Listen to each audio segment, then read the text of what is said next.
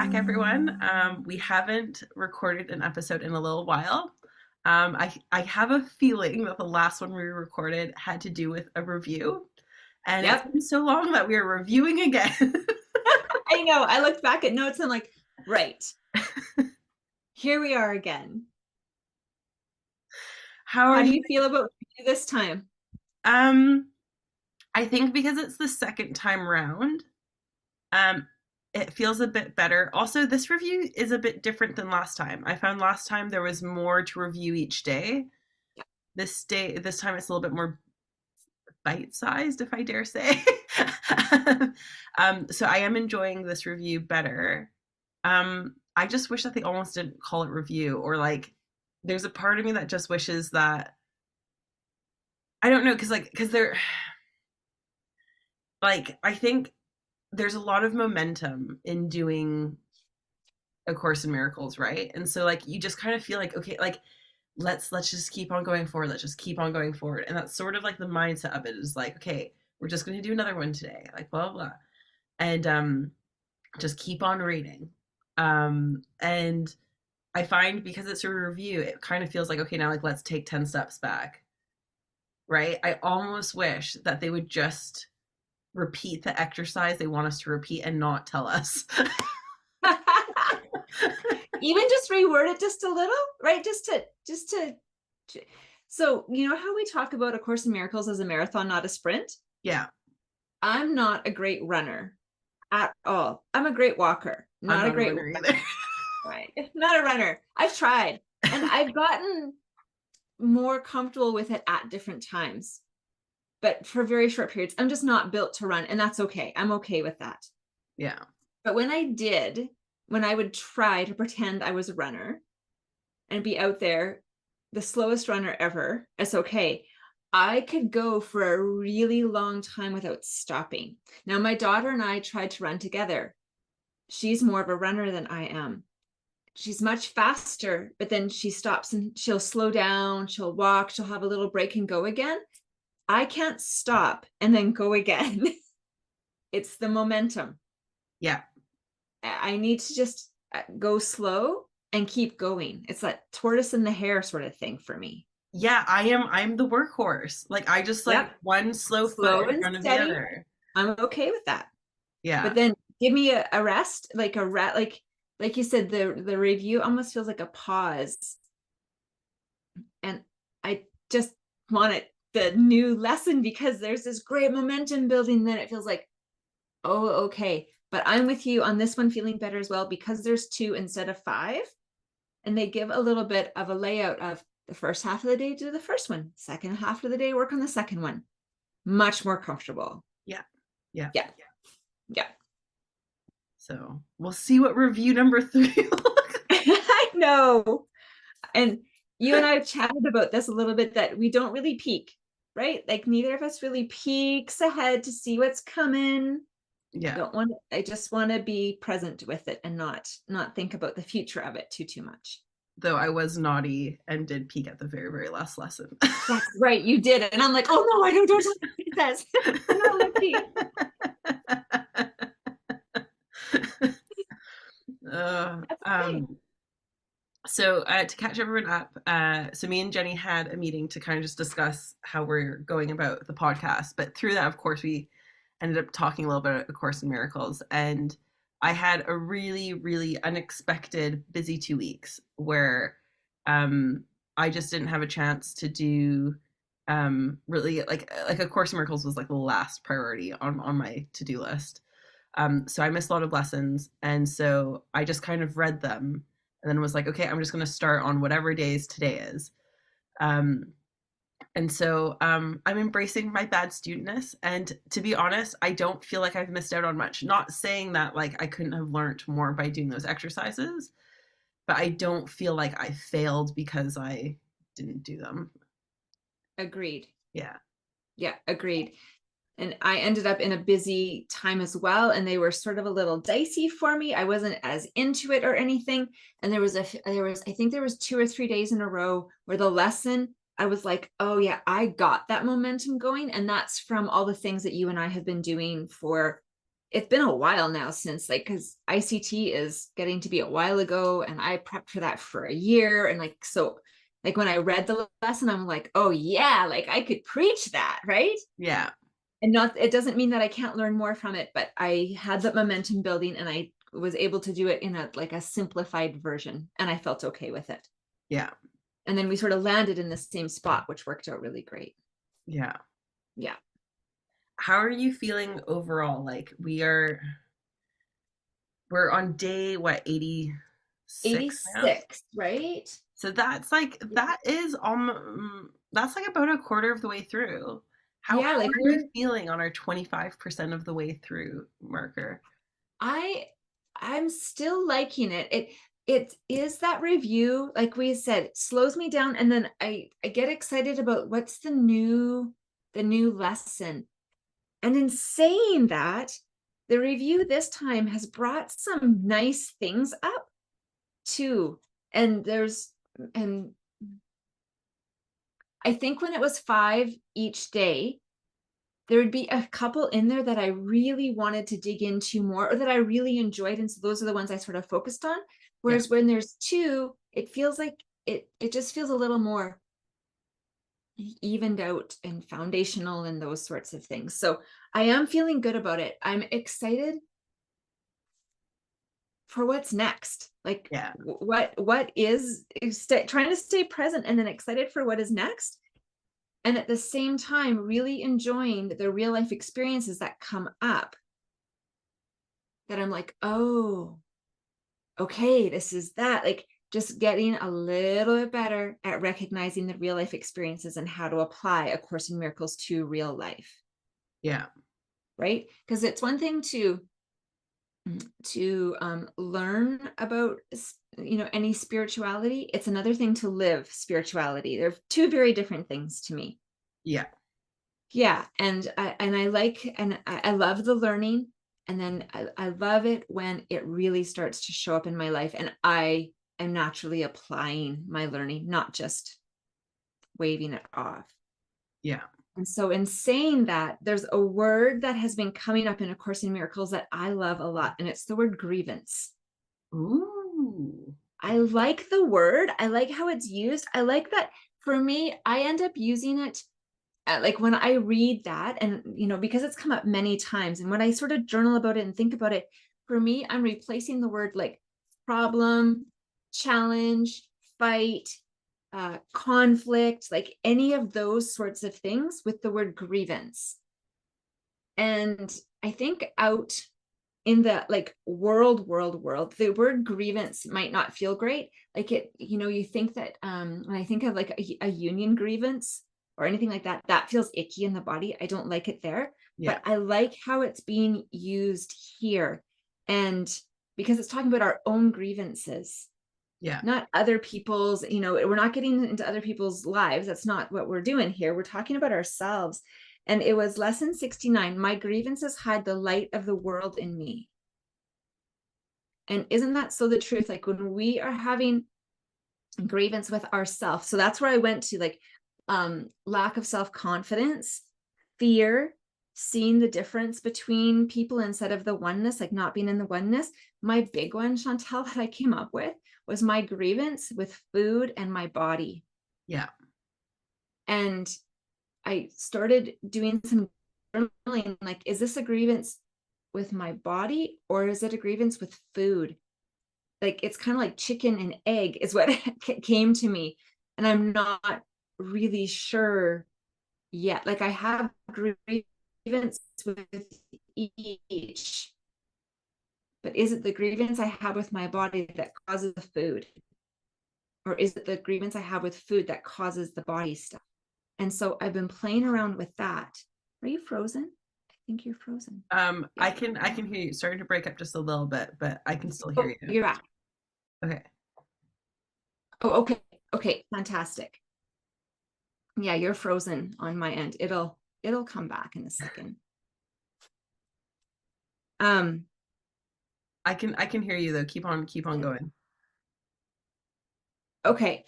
And so I started, like I said, I started journaling about that. And so what happens with me? So I have food issues. I sort of call myself a food addict. I really called myself a food addict for quite a long time. And I'm trying to not identify that way Yeah. so that I don't just keep labeling myself, right?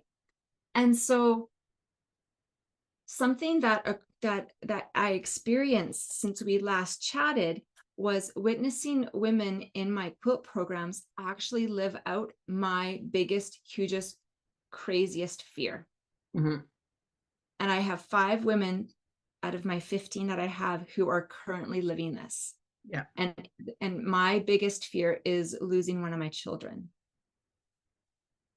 I think it's a really common fear with for parents and moms, right? And when you've had when people have had situations happen where that sort of came close or those sorts of things, it just heightens the fear. Yeah. And so then while watching these women negotiate life and live life while they grieve the loss of a child, whether this child is still a child or a grown child, that part doesn't matter. They are your child.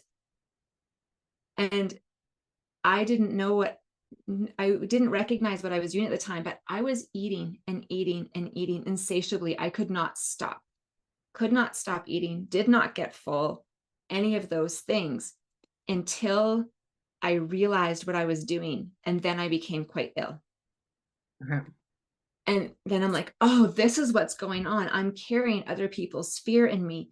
So I'm carrying grievance, my fear in my body, and then adding other people's on top of it. And it's creating yet another food issue for me. And so it's just been interesting to recognize. And as soon as I recognized it, the insatiable hunger is gone. Oh, that's so good. It is good. For me, knowing I will get triggered again and it will come back again. But it's starting to recognize and acknowledge and know what it is that I'm doing with this information as I'm holding space for these women. None of them are asking me to carry this in my gut for them. They're not. Yeah. But I'm doing it as an empath. And so then get back into self-care, a whole new realm of self-care and what that looks like. And so that word grievance, and when I'm in that, it does hide the light of the world in me. My light does not shine when I am in the midst of any sort of grievance with myself or with anybody else. But right now, I don't have grievance with anybody else. There's nothing like that going on. Ish. Something came up yesterday. And so I can't shine. I'm not as connected to the divine or to God, which means my light does not shine, which means I can't encourage others to shine theirs as much either. Yeah. So I really love how grievance is being used right now in A Course in Miracles. It's given me great insight to self. Yeah. It's very interesting because like food issues came up for me as well the last, I want to say almost like 3 weeks now. And like self-confidence and different things with that where um yeah, and like grievance does hit the nail on the head with that. And the past, basically when I was going through this like really stressful past 2 weeks or whatever, I noticed that I was starting to like repeat emotions and feelings and behavioral patterns that I had during like my most stressful period of time in my whole life, which was when I was living in San Francisco when I was around 20 years old. And so the and certain things were happening like the exact same way where for example, when I get really stressed out, even if I get too stressed out to eat, my body swells up and it's like my skin gets really spongy and everything fits really uncomfortably because it's just like my whole body kind of turns into this giant sponge. I don't quite know how else to explain it, but my face gets puffy, everything. And it's just, I almost retain like every little drop of water I drink. um, so yeah, so it was very interesting to kind of reflect those things. And um, through it, I also gained a lot of clarity of like what makes me happy or like what are the things that I'm craving.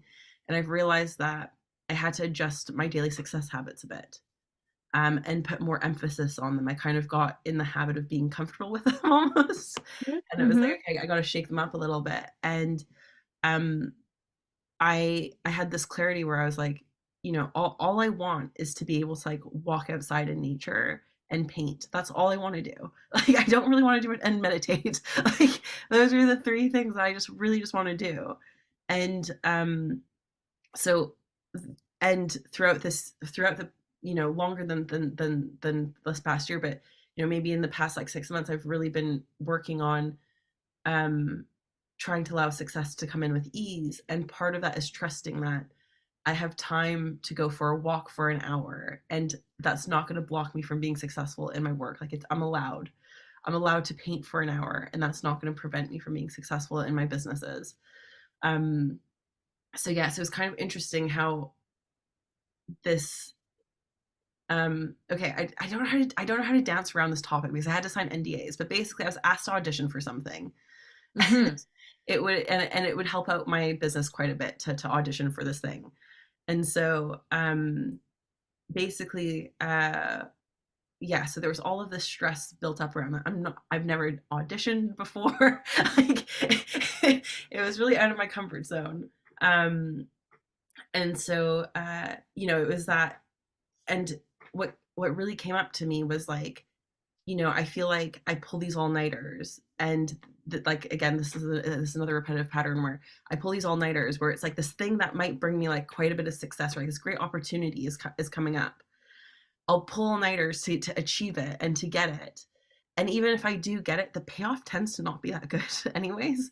So even if I get that goal, the outcome of it's never as nice as I thought it was going to be.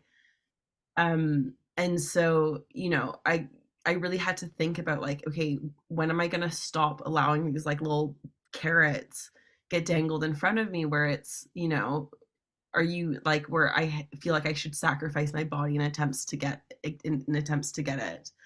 And yeah, so with A Course in Miracles and grievance, I feel like that's been very much, it has come at the perfect time. And oddly enough, it was like the week when I was like a bad student as well. Or like when I caught up and just read and rather than just did, I still was learning from it. Yeah. So even though I wasn't really taking the lesson with me, it was sort of like I could read and be like, oh yeah, this is how this is showing up in my life right now. Sure. Right. So still applying it, even if you're not like feeling like you're like entrenched as the good student in it. Yeah. Yeah. Yeah. Really recognizing it in your real life. Yeah. Yeah. Was there any particular exercises in the past little while, I Mhm. guess in the past long while, that you either like really, really didn't like, or that you really struggled with, or that you absolutely loved? I know we kind of talked about like exercise 69, but Yeah. And so the ones that I wrote down was as ones that really stood out to me was 66. My happiness and my function are one. I really loved that a lot. And it was really getting clear on my function, right? And they talk about it, of course, in the book, and that our function is to forgive, mhm, right? And for me, it's the function, like the way I like to word it is my function is to connect with the divine. yeah, That is what my function is. And when I'm doing that, I'm in that forgiving place. I'm in the mindset of oneness, all of those sorts of things. I'm grounded, you know, I'm present, all of those things that we're looking to do. And that when I'm in that, my light just shines, yeah, right? And when my light shines, I'm always hopeful that it's encouraging others to shine theirs as well, and to recognize the light in others, the oneness in others, and all of those sorts of things. So I really loved that, just that putting that happiness and function together, because when I am doing that, I am really happy. That yeah, I'm at my happiest when I'm in that, and it's a mindset thing, right? So I loved that one. And then I also loved number 74, which was triggering, and then I needed to do a little bit of work, and I'm like, oh, okay, I can think about this differently so that it feels better. And so 74 is there's no will but God's. yeah. And I'm like, I got will. What are you talking about? You gave Right? me free will. What are you Well, of course it's mine. It's individual. It's unique. It's mine. Yeah. So I was able to go down that path. And then and some of it was Marianne Williamson, and I think some of it was what I looked up. So I just looked back at my notes and looking at will, and will is thought, right? And so if we use the word thought, there is no thought but God's. So God's thoughts, the divine thoughts, they're all loving. So Yeah. it's that same thing. If we're connected, we're in the mindset of loving thoughts. Right. And so that's that stream that we want to get into anyways. And then Marianne Williamson, and I mean, of course, Nichols goes on to talk about loving thoughts are real and nothing else exists. And isn't that just the case too? That's when we're just making the drama and the trauma up and all of those things. But if we're connected, we can get into those loving thoughts instead. And I love that there was no love, no thinking, no peace. And isn't that just the truth too? Like if we're not in that loving mindset, and loving mindset does not mean that we're letting people walk all over us and any of those, you're not doormats. That's not what that means, right? Yeah. But when we're not in loving mindset, there's no thinking. And so you just sort of think like the last argument or fight you had with anybody, like, were you in loving, was I in loving mindset? Of course I wasn't. Hence the no peace and the no thinking, right? Yeah. Right. And that's that opportunity for love, calling out for love. When you recognize the non-peace, that is that love, that not being in love, calling out for love even more so. Yeah. So I liked that. I loved that it triggered me. And instead of just going, well, that's just wrong, and I don't agree, and I'm right, and you're wrong, and blah, blah, blah, blah, blah, blah, blah. I allowed myself to be triggered and felt the trigger, and then went, okay, how can I look at this a little bit differently? And like, how can I dig into it a little bit more and get a little bit more information? So just that call to dig in. Right. And if I could do that when I get triggered about my food, that would be fantastic. And sometimes I can. Yeah. Sometimes I can. But I love it when there's a new thought, a new idea, we get triggered by it, allow the trigger, and then go, okay, how can I think about this differently so that it feels better? And it's getting into that oneness, a different mindset, and then allowing yourself to give that a try. Yeah.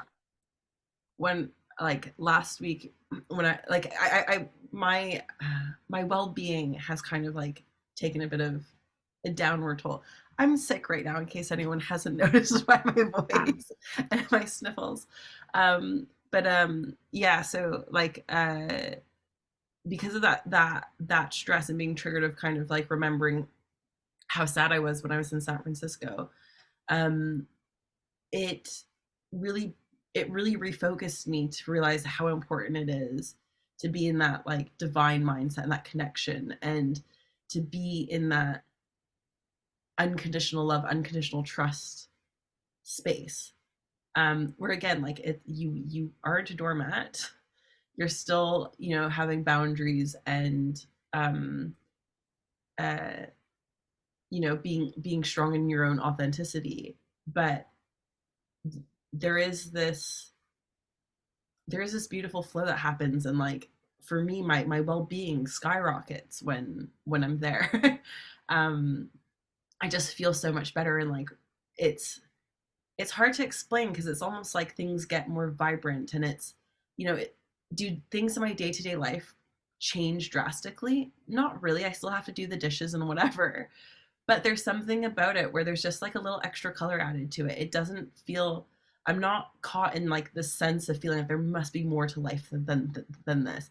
I can feel that there is more to life. I can live in that there is more. Does that make sense? It totally makes sense. I totally agree, because I'm still doing the dishes too. I'm still giving the dog a bath and having to make dinner and all of those things. I just do it with a lighter step and a lighter heart, and I just see it. I just see it differently. I experience it differently. Yeah. And that's what I love.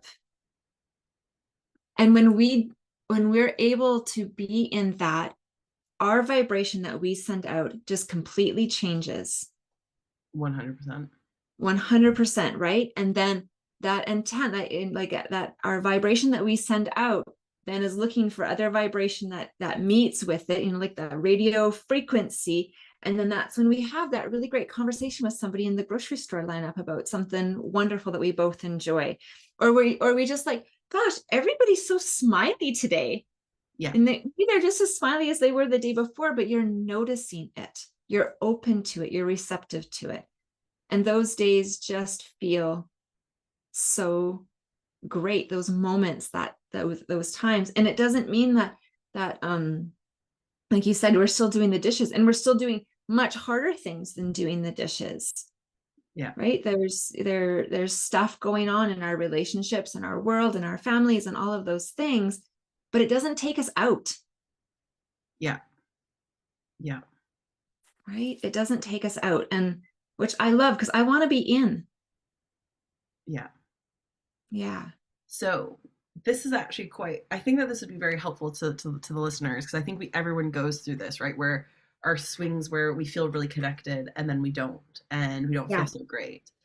Um, what are some things that you do to help get you back to riding the wave rather than the trough? I Yeah. the trough is the low bit, right? Yeah. Okay. Yeah, peaks Yeah. and troughs. Yeah. Yeah. Dancing. Dancing helps a lot. Yeah. It really, really does. And I haven't been doing it. And I know that it makes me feel better. Music helps me a lot, a lot, a lot, a lot. Something my husband has said for years is if I don't have some time with my girlfriends, any sort of group of girlfriends at all, he can feel and see the difference in me. Oh, wow. Yeah. And so it's time with those women, Yeah. right? Whether it's, all the different, I'm blessed with having lots of different women that I connect with and do different things with. And Mhm. there's my, like, and so those things, time in my quilt room is great. And I've noticed more and more, and it's something that I'm enjoying and practicing more, is getting really quiet.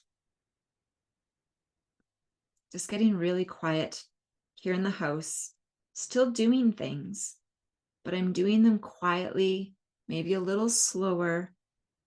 And it just feels like then I am sort of making way for the good to come, that I've sort of filled it with debris and I just need some quiet to just cleanse it so that the connection can come back. Yeah. Yeah. How about for you?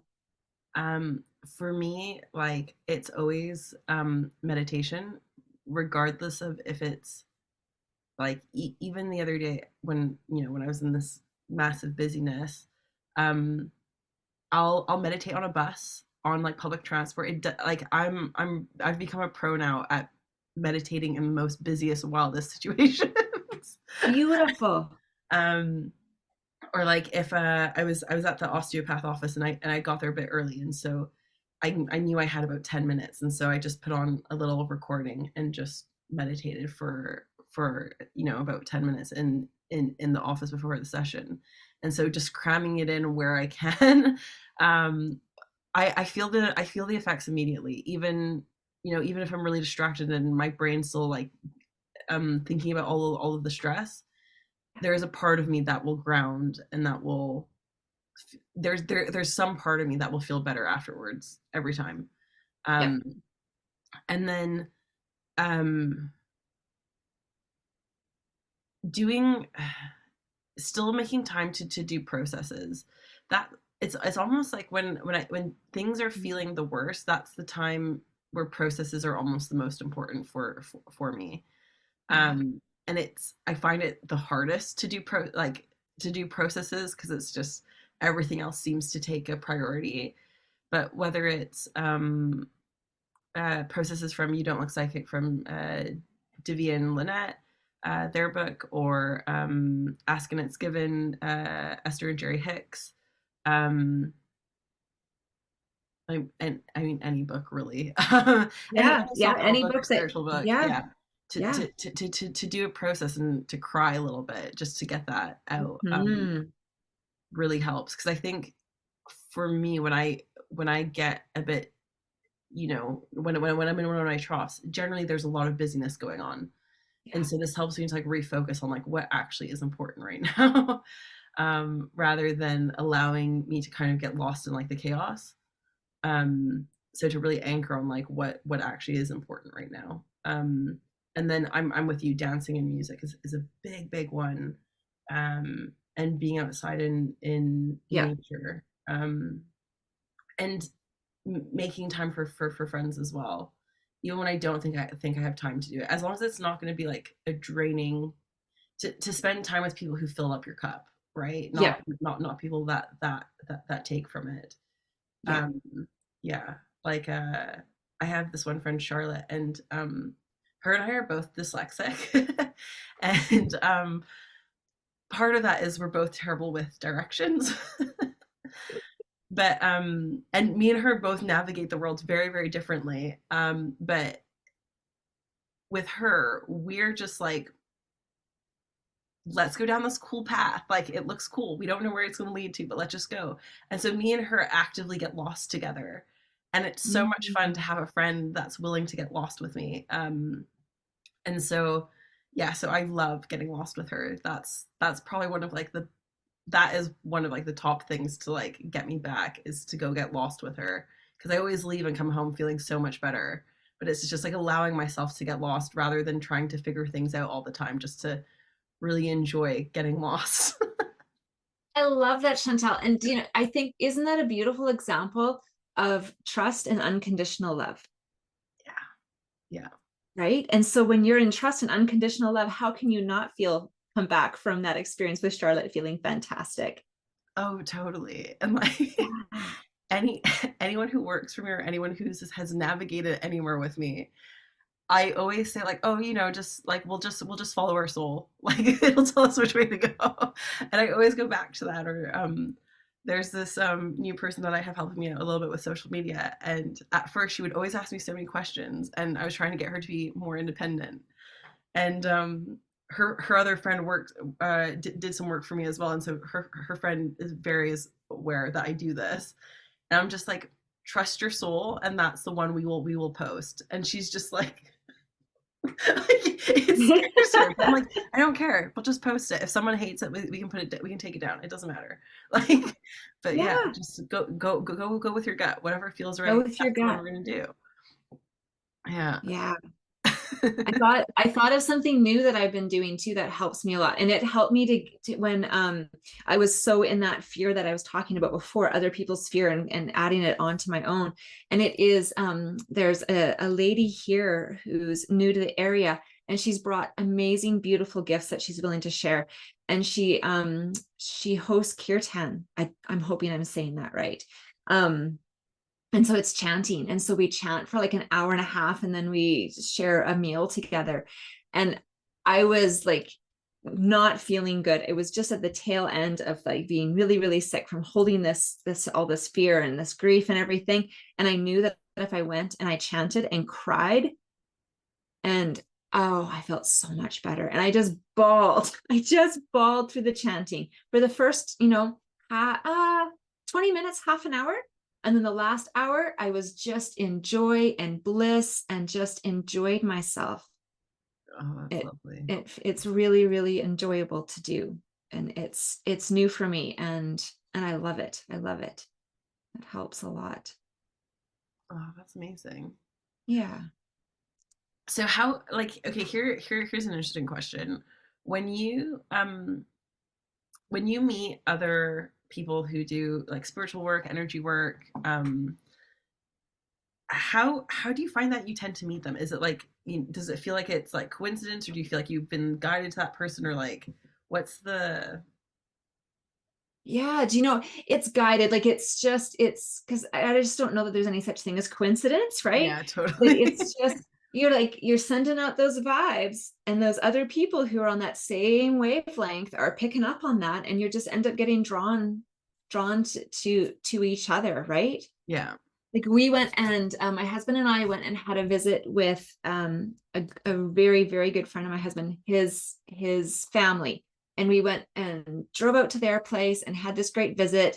And we got there, and she had these beautiful rocks in the windowsill. And I'm like, oh, like your rocks are so beautiful. And like, tell me about this one. And she was holding the one and she passed it to me. And I said, it's okay if I hold it. Some people don't want you to hold their own rocks, which is totally fine, right? She goes, oh yes, yes, of course. And this, and then so she was telling me about that. And then she had this great piece of fabric that was framed in on the wall. And we chatted about that. And then I asked her about something else. And she's like, oh, I do all sorts of weird things. You're like, I burn sage and I do this and I do that. And I'm like, you too? So She's do like, I. I do weird things too. And it's somebody that, again, I live in a small community. And so it's somebody that I've known for years, but I didn't know that she does this and that she enjoys a lot of the same things that I enjoy. Oh, that's lovely. It is, it's really lovely. And then it is like getting invited to go it's Shanti is the name of the lady who is new here and who is chanting. To get invited there is because of somebody else that I spend time with. And she met her because of somebody else that she spends time with. And so it's just like all these lines in the web just coming together to actually create an actual pattern. Yeah. Right? It's not random. There's a reason for it. And it's and enjoy the happening.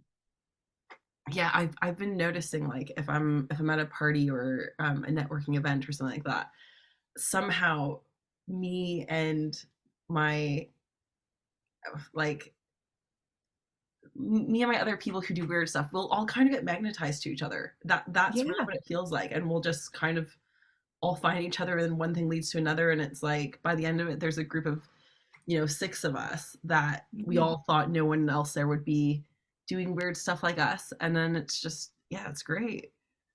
I find it's the same thing with quilters. So when I started quilting, I met quilters every single place I went. Did not matter where I was.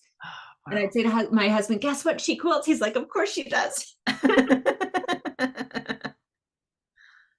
It just happens. It's that vibration. So Yeah. I love it when we get really clear on our vibration Hmm. and know what it is that we want to magnetize, manifest into our life, who we want to be spending time with, what sorts of energies we enjoy being around, all of that. When we get clear on that, life just gets sunnier.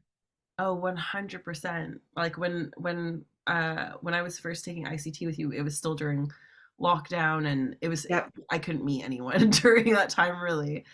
And then when I came out of lockdown, I really made the intention that I want to meet people who live in the UK who is into intuition and I can talk about spirituality with. And sure enough, almost every single time I'd go out to some kind of gathering, I would meet someone and make a friend. And um then there came a point where I was like, okay, I've made a ton of friends now. Like let's hit the brakes just a little bit. Right? Because it is, you can get into gather mode where you're just gathering, gathering, gathering, gathering. I want to be actually living and doing. It's the same And with nurturing, yeah. nurturing, right? And it's the same with any like any of the new agey or not so new agey things, like any of the things that interest us in the realm of spirituality and intuition and healing and energy and vibration and all of those things. We can get really like just going down the garden path and putting everything into our basket, but then not actually looking in the basket. Yeah. Yeah. And so I try to be really cognizant of that just because something piques my interest for a second, like just let it just see. Just Yeah. see, is that something that you really, really do want to add to the basket? Like I used to tell my kids, and we would go to like potlucks or big social events, and there's a whole tray of treats during the intermission. My line was shop carefully. Yeah. Just shop carefully, choose really carefully what it is that you want to put on your plate. Yeah. Yeah. That's So yeah. I do. I try. Yeah. No, it is that is a beautiful way of calling it. Yeah, shop carefully. Yeah. Hmm. Yeah, because you can get interested in 6,000 things and then not really add them to your actual life if you're just all over Pinterest and all over Google and all over chatting with this person and that person and listening to every single podcast that comes your way and those sorts of things too. Yeah. Do you ever people in your life who send you a link to like a podcast or a something and you look at it and it's like an hour long, but they've given you no context? Oh my gosh, yes. It's just like, I need context. Like if it's, I thought of you when I heard this, or that thing you and I were talking about that I was struggling with, this really helped, like this really helped, or that conversation you and I had, they were thinking the same. Like I need some context, not just a link to a something. If it's a link to a something, I'm not going to listen to it. No. Well, also like sometimes people will send me things and it's like they haven't even listened to it themselves either. And it's just, Sure. like some like there was one thing the other day where it was I was listening to a YouTube video and it was really good. And I'm very cautious of this. Like I don't like to suggest books unless I've read them. I don't like to, and Yep. I try to wait until I finished. But there was one YouTube video and my friend was talking about something that was so aligned with it. And I was like, look, I haven't finished this video. I've only gotten halfway through it. But you might be into it. But I'm letting you know, like I haven't finished it, so I don't know. But like, and so Mm-hmm. I think it's good to tell people where it's like, I have a hunch with this, but I can't fully tell you because I haven't fully invested into it myself either. Right. Yeah. It's yeah, I do my best to like make sure that I finished what it is. Or to tell people like, the first half was really good. I didn't listen to like the last half, but the first half was good. Yeah. Yeah. Yeah. And some context, Mhm. just some context, not just a random link to something, because all of us are all listening and learning to all sorts of things. And so am I really going to not continue on down a path that I'm going to listen to a random thing that's been sent to me with no context? No, Yeah. I am not. I'm not. Yeah.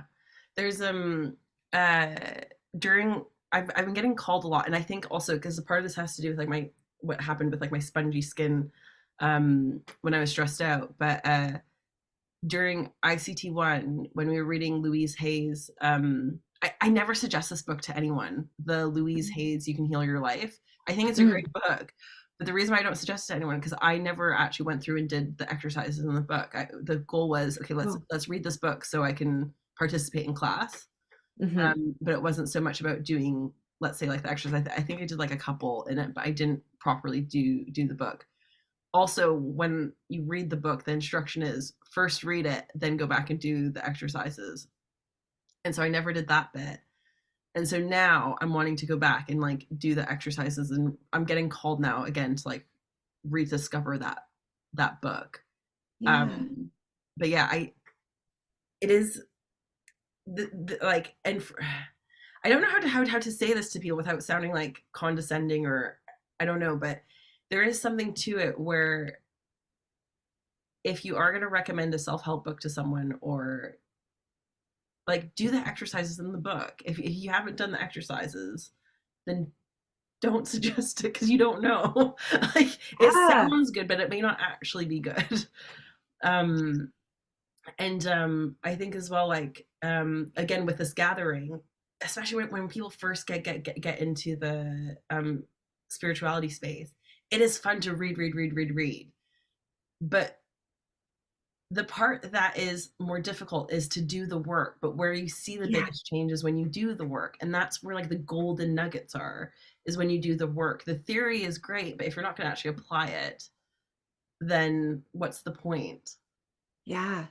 Yeah, So I agree. It's like what we were talking about before, like actually leading that life, not just reading about leading that life. yeah. I was having a conversation a few weeks ago with a good friend of mine, and she was um, chatting about not her own stuff, but somebody that she loves and something that she was in the midst of. And she said, she's done this and she's done this and she's done these things. Like her life should be wonderful. She's done these things. I'm like, yeah, she's tried them. Does she actually live that life though? Yeah. It's very different, right? We can go and try all sorts of things, but if we don't actually incorporate it into our life, the nuggets just don't show up then. Yeah. Well, and this Yeah, is and we don't have to incorporate everything. Like the stuff that really resonates, that's just the stuff that you pick up. The rest you leave, yeah. and you might come back to it, like coming back to the Louise Hay book for you, right? You Yeah. can come back to it. It's okay. Do you like I thought for anyone who goes to psychics or intuitive coaches and stuff like that, or just actually in general, if people are like what I find is if someone's continually telling me like, oh, you should really look into okay, like okay, for forgiveness, right? Mm. Oh, like you should really work on forgiveness, forgiveness, forgiveness, forgiveness. If you're constantly hearing that, just because someone tells you to do it doesn't mean that you've done it. And I think sometimes people think that they've like gone to a psychic or something and okay, I need to work on forgiveness. And so therefore they have worked on forgiveness because someone told them to work on it. And it's like, Mm. no, no, no, like go and find a book or something on forgiveness, go and do some exercise or ask someone. If someone suggests forgiveness to you, ask them, how do I go about doing this? And Yeah. then actually practice it. And Dig in. yeah, and like for example, for forgiveness, there's like 1,000 different ways you can do it. Yeah. Try one for a while. If it doesn't work, go on to the next exercise and try it. And if that doesn't work, go on Yeah. to the next one until you actually Yeah. feel like you've done some of the forgiveness work and people have to just stop suggesting forgiveness to you, right? Because Yeah. that repetitive suggestion is the universe speaking to you saying, this is your crunchiness and this is Yeah. where you're going to have to deal with it. But there Yeah. is this, I've noticed this a lot lately coming up, where it is this someone being told to work on forgiveness, they think that they have. And oh, I've been working on Okay. forgiveness for years. Have you, or have you been told to work on forgiveness for years? Right. Yeah. Yeah. And forgiveness is such a big one. Like there's, we can dip our toe where we can get right in. Yeah. And like, and also like just because you worked on it once doesn't mean that you don't need to Yeah. work on it again. The layers. It's the layers and layers and layers and layers and layers. And Yeah. now there's somebody that you and I both know who had said to us in a big group, she said, and they had said, I know I'm going to be on my deathbed still forgiving my dad. And I thought, that is beautiful. Thank you so much for that. To just know that it's continuous, still going to be working on it. Just like lifelong learning, I want to be a lifelong learner. That is my goal. I want to be right near the end of my days and somebody tell me something and go, oh, that's interesting. Tell me more about that. Yeah. And be learning. I also want to be forgiving. Yeah. Yeah. Yeah. Absolutely. Yeah. And like when you talk about forgiveness too, and when you try something and it works really great. So I had done a bunch of forgiveness in a relationship that I have in my life. And this one exercise worked really great. And I tried it with another relationship and it was bumpier and crunchier, and I just couldn't quite do it. I've had to let that evolve into its own way of working through forgiveness with that person. Yeah. It's because it works really great the one time with one thing. It doesn't mean that's maybe it will be your go-to. Maybe that is a thing that works for you over and over and over again. But if it doesn't, don't despair. Just try something else. Just change it up just a little bit. Yeah. Yeah. Yeah. Absolutely. How are you Great. feeling? I'm feeling good. But I feel like that Good. was a good place to end as well. Yeah, I was thinking the same thing. Hey. Okay. So thanks everyone. Join us next week for another episode. Awesome.